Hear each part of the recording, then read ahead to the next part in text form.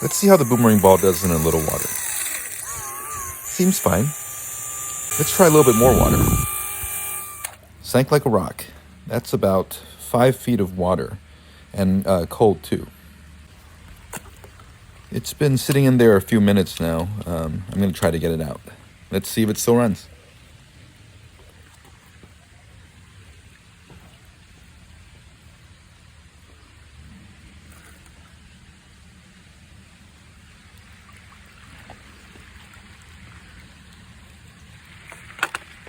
Its lights are still on. Let's see if it can still spin.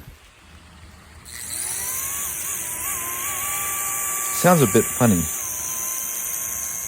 I'll try to get into the air.